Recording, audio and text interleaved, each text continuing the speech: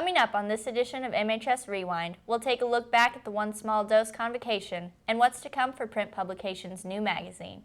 And in sports, we'll have highlights from the football team and the cross-country sectional. Good morning, MHS. I'm Zachary Olson. And I'm Haley Parnell. We'll have all that and more coming up on this edition of MHS Rewind.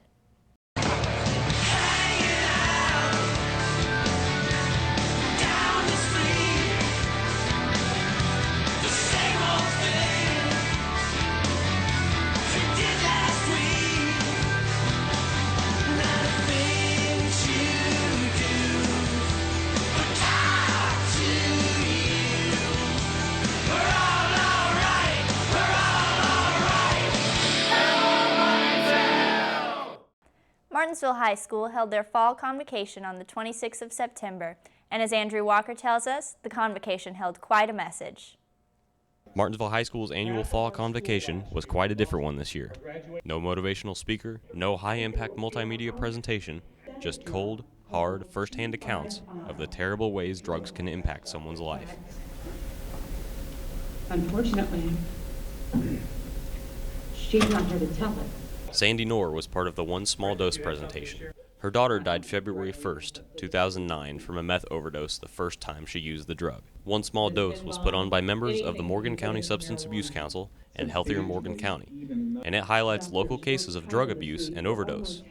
The program is designed to show the rapid growth of drug use and how it's affecting younger people every day. Brent Worth is a captain for the Morgan County Sheriff's Department. He's on the forefront of this fight. A lot of things that we're facing today, people aren't aware of. I mean, obviously people are aware of drug problems, but at the extent that we're seeing right now, I think is concerning and alarming. Morgan County ranks in the top 10% in the state when it comes to marijuana use. The outreach coordinator for the Morgan County Drug Task Force says it holds more of a punch than you might think. We talked about that the marijuana is a gateway. Nowadays we're finding that it's laced with fentanyl, it's laced with heroin. Then we have the elephant tranquilizer out there that we're mixing with the heroin now.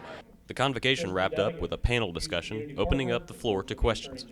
Dunnigan considered this panel a success and prefers this to any other drug education.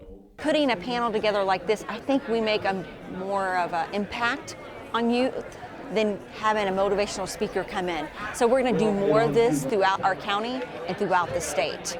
For MHS Rewind, I'm Andrew Walker. The Martinsville Publications class has come out with a new magazine this year.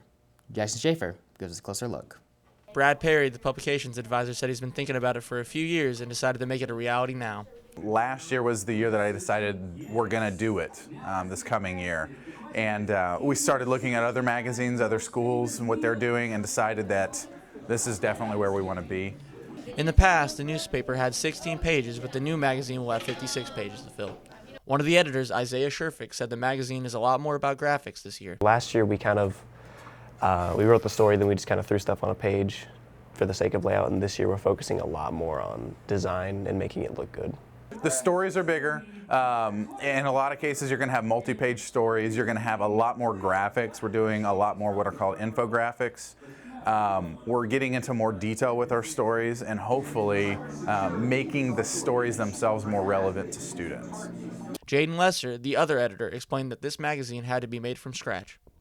Well, coming into the school year, we had nothing to work with. We had to kind of build a foundation, and that was a struggle because, you know, there's a lot of pages that we have to fill and only a certain amount of people, so a lot of people are writing multiple stories at the same time, so it can be kind of confusing and a little difficult at times. The class will produce 3 magazines in total this year, with the first one coming out in November. Yeah, I'm really looking forward to have a physical copy because it's been a long time in the making, and so just have it and just to see the final product, I think is going to be really cool. Get excited for it. It's going to be cool.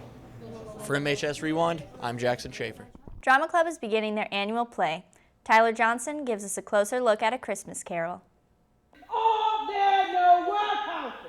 This year's Drama Club play is one that people all know and love, but with a twist. This production of A Christmas Carol will have all the same characters everyone knows, but the audience will be seeing a lot more of Jacob Marley on stage.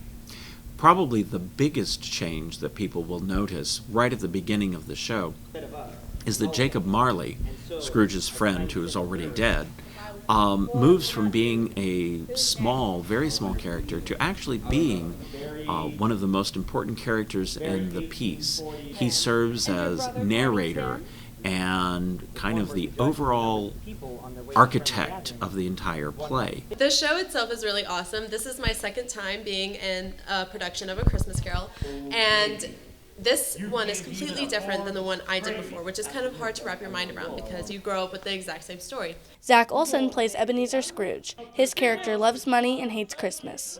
During the show, he is visited by 3 spirits who help him have a change of heart and realize that there is more to life than just money. It's my favorite. That's like my favorite Christmas story of all time. So, being able to play the main character of the Christmas story is really cool.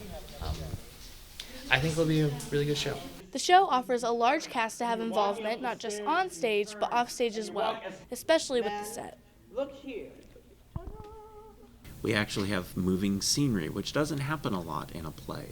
If you remember, the plays that we did last year had very large one set, a stationary set that doesn't move.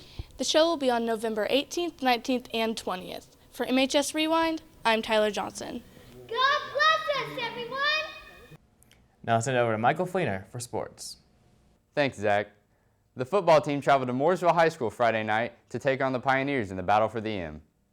The Artesians put up the first score of the game with a 19-yard touchdown pass from Jonathan Collier to Colton Tribby. Caleb Urban nailed a 26-yard field goal in the second quarter to put the Artesians up 10-0. Later in the second, Collier would again deliver with a touchdown pass to Matt Thomas. The Artesians went to halftime leading 17-7. Greg Daniels found Collier for a touchdown on a trick play in the third quarter. And Collier runs it in for the Artesian touchdown. Collier would find Thomas again for his second touchdown of the night. The Artesians defense came up big, recovering 2 fumbles and forcing 2 interceptions, and got the win 31-14. Martinsville will host Plainfield tonight for their final game of the regular season. They will begin sectional play in 2 weeks on the road against the winner of New Palestine and Columbus East. The boys and girls cross country team traveled to Brown County on Saturday for their sectional, and as Hannah Green tells us, they performed at their highest level. Anyone who doesn't know senior Kyle Smith would think he's a 4-year veteran, but that's the furthest from the truth. In fact, this is Kyle's first season, and he hasn't disappointed. Kyle Smith, who was our top man today, has had a really bad cold, and it certainly affected him today, and yet nonetheless he pulled through, really turned it on late in the race. Smith was proud of his teammates. I'm happy for Jacob. He just came back from not running for a while. He did really good. He was our second runner on the team. I'm really proud of him. The boys finished 5th and advanced to regionals. The girls team fell short, finishing 6th, but several girls advanced to regionals as individuals. Got 4 moving on, so that shows how well that they did run. Of my 7 varsity runners that ran today, I had almost all of them PR. Natalie Lowry, Nikki Carlisle, Emma McDonald, and Jessie Miller will be ready to run on the same course Saturday. We're going to do a little bit of biking, a little bit of swim work this week, and work on those fast twitch muscles, and they should be ready to go. The boys will also be back on the same course on Saturday with the girls. We've got a whole bunch of youth on this team right now, and this was a great experience for us, and the fact that we've bought another week is even better for them. For MHS Rewind, I'm Hannah Green. The boys soccer team finished up their regular season on Thursday, September 25th against Bloomington North. It was senior night here at Martinsville High School, and the group of 4 seniors were ready to come out and get a win.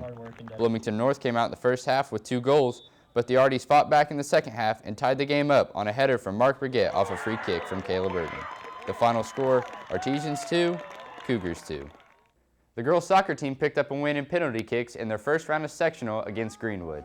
Emma Hess hit the game winner to give the girls a victory over the Woodmen. Junior Hunter Sylvester is heading into his first experience at regionals this weekend. Annie Keister has the details. Hours of hard work, sweat, and dedication. 3 things Junior Hunter Sylvester has put into this season, and it's all going to pay off this weekend when Hunter plays in the individual tennis regionals. Sylvester has been on the road to regionals since a young age and finally put himself in the mix with a big win 2 weeks ago against Bloomington North's Mac Rogers. I lost the first set 6-1, didn't play great. Won the next set 6-0, and then I won the next set 6-1. Played pretty solid the last 2 sets, and just played well.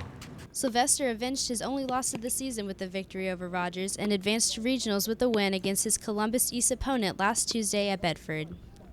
Hunter says his passion for tennis began at a young age, picking it up as a hobby before he was even 10. Picked up my first racket when I was like 9, just for the fun of it, because I was playing baseball and I needed something else to do. And then I just started playing tennis from 9. Sean Sylvester, Hunter's father and coach, says that Hunter's years of experience, along with his own knowledge of the sport, are a great contribution to how far he has come today. Unfortunately, I didn't get introduced to tennis until my freshman year of high school. But with Hunter, that was just something that, he played a lot of baseball, and I was like, why don't we try tennis? That was always fun for me, and got him out here, and the coaches seemed to like what they saw with him, and from there we just started working hard on tennis. When I'm not in school season, I play a lot at IU and then play a lot of tournaments. Hunter has been working on some minor improvements this week and has a few things to keep in mind as he takes on his match this weekend. I just move my feet, going to the net and having a good serve. Hunter will play in Bedford tomorrow at 10 o'clock. For MHS Rewind, I'm Annie Keister. The MHS volleyball team is nearing sectional play, but as Joey Marketan tells us, they are not overlooking the end of their season. It was senior night last Wednesday for the MHS volleyball team. Andrea Carter is the team's lone senior this year. Carter was honored before they took the court to battle Terre Haute South. The Lady Artesians dropped the first 2 sets and fought hard to stay alive in the third, but eventually fell to the Braves 26-24. Head coach Danielle English was still pleased with their performance.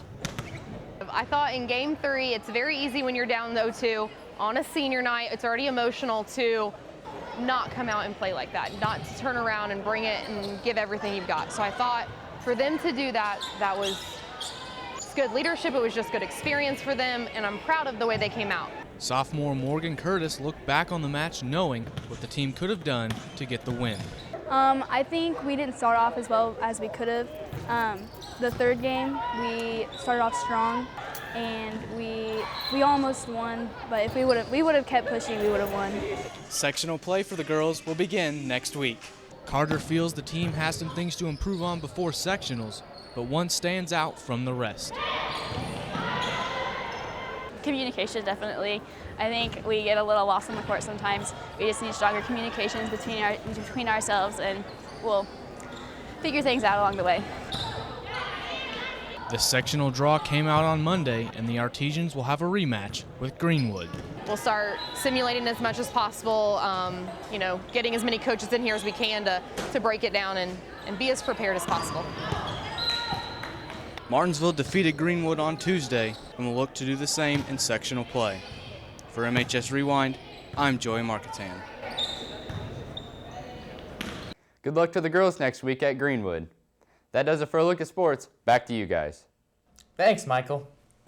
That does it for this edition of MHS Rewind. If you would like to learn more about these stories, watch Inside MHS this weekend on WREP Channel 15. And be sure to follow us on Twitter and Instagram at MHS Rewind.